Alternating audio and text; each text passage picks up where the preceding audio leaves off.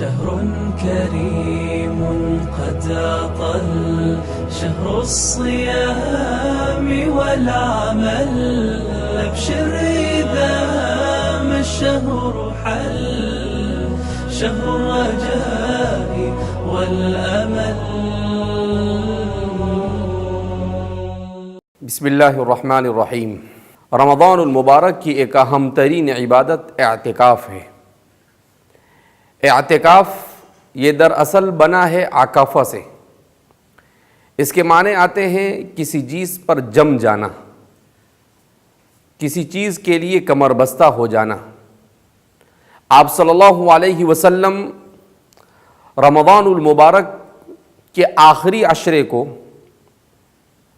بہت زیادہ فضیلت کا حامل ہونے کی وجہ سے یہ کوشش کر رہے تھے کہ کسی نہ کسی طرح سے اس کا ایک لمحہ بھی غفلت میں نہ گزرے اور عبادتوں میں گزر جائے. اس لیے آپ صلی اللہ علیہ وسلم نے اعتکاف کو سنت قرار دیا. حضرات صحابہ کرام رضوان اللہ تعالی علیہم اجمعین فرماتے ہیں کہ رمضان المبارک کے آخری عشرے میں جب 20واں روزہ ہوتا اور آپ چاند دیکھ لیتے تو مسجد نبوی میں آپ تشریف لے آتے، آپ کے ساتھ بہت سارے صحابہ بھی ہوتے، اور پھر اس کے بعد عید کا چاند دیکھ کر ہی آپ مسجد سے نکلتے تھے. اس کا اصل مقصد کہ اللہ رب العزت نے پہلی امتوں کو لمبی لمبی عمریں عطا فرمائی.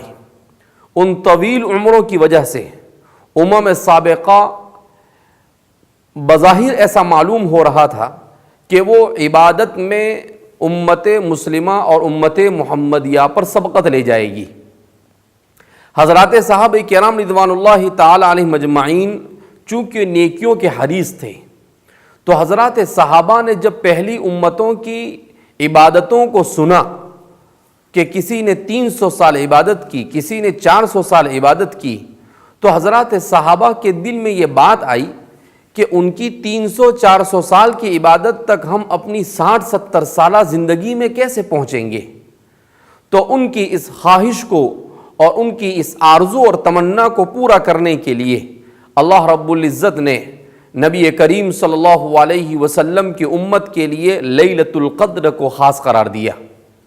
اور لیلۃ القدر چونکہ اس کے زیادہ تر امکان آخری عشرے میں ہونے کے تھے، لہذا آپ صلی اللہ علیہ وسلم نے اعتکاف کو مشروع قرار دیا.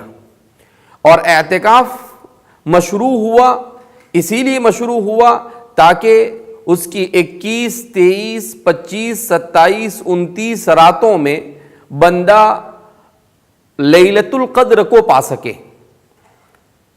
تو لیلۃ القدر کی فضیلت کے لیے خاص طور پر گویا کہ اعتکاف کو مشروع قرار دیا گیا.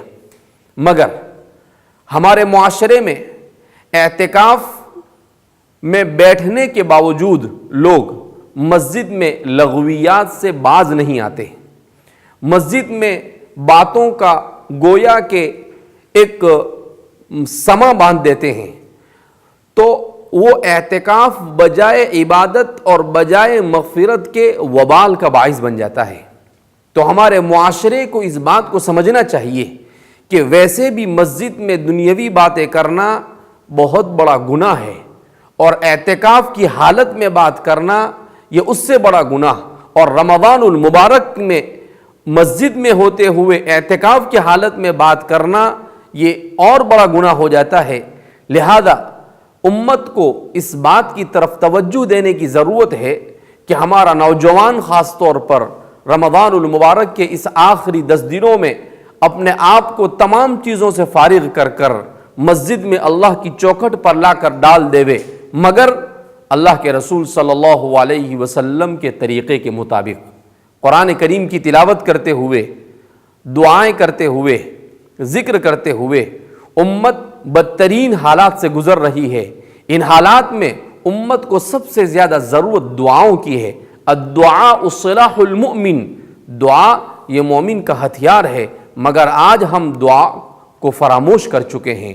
لہذا ہم زیادہ سے زیادہ کوشش کریں کہ اس آخری عشرے میں اعتکاف میں بیٹھ کر آپ صلی اللہ علیہ وسلم کے طریقے کے مطابق خوب دعاؤں کا اور تلاوت کا اہتمام کرے۔ اللہ رب العزت ہمیں اعتکاف کی اس عبادت سے لطف اندوز ہونے کی توفیق مرحمت فرمائے۔